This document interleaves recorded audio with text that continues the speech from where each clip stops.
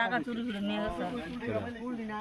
ওই তো আমরা বাড়িতে বাড়াটা কোন সময় নিয়েছি এটা তো করতে পারি না। আমি যে সকালবেলা বাইরের জায়গা একটা প্রাইভেট ডিউটি করি, সকাল 6টার সময় যাই, রাত্র 7টা 8টা বাজে আইতে। আমার জামাই রিক্সা চালা, আমার মায়ের টিউশনি গেছে, বাড়ির ভিতরে কেউ আসে না, ঘরের তালা খুলে ঘরের জিনিস এমন আসলো এই মনে হয় উলট পালট করছে না। আর আমি সন্ধ্যার সময় আমার ঘর ভাড়া দিতাম কিছু করে মালিকের, ওই টাকার আমার সন্ধান হচ্ছে আর কি।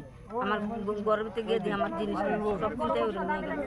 কতদিন ধরে আপনার বাড়িতে আমার আঠানি স্বর্ণের কানের আসিল, আর ফাঁসানির উপরে আমার শঙ্খ বান্ধানে আসিল, দুই পর জিনিস নিছে আর 60,000 টাকা নিচ্ছে।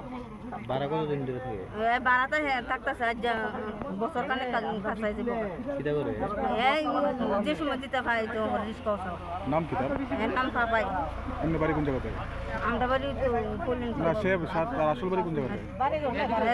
বাড়ি ঘর নেই, এদিকেই বাড়া। সে যে চুরি করছে কিভাবে বুঝছেন? সে চুরি করতে না, আমরা এর ঘরের ভিতরে দামি দামি জিনিস পাইছি, চুল লাগাই আনছে 6,000 7,000 টাকা দিয়া। এরপর আমার ডাউট হয়েছে, অনেক জিনিস আনছে, ঘরের ভিতরে গিটার আনছে। তারপরে আমার জামাই গেছে ফিডা দিব করবো, আমি তাই আবার ঘর ভাড়া ফাউন আসলে তাইরে দিব। আমার ঘর ভাড়া দিতাম গিয়ে সেটা আমি ধরাবো। আপনার কি ভাড়া থাকে? হ্যাঁ আমিও বাড়া থাকি একসঙ্গে, মানে এও বাড়া থাকি আমিও বাড়া থাকি। আমি উপরতলা থাকি নিচতলা থাকি। এখন কি সে স্বীকার করছে? হ্যাঁ স্বীকার করছে।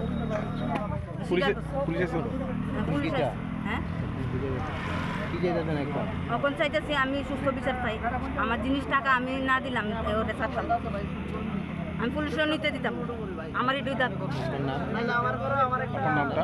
আমার নাম শম্পা রুদ্রপাল। আপনার বাড়ি কোন জায়গাতে? হ্যাঁ জায়গার নামটা?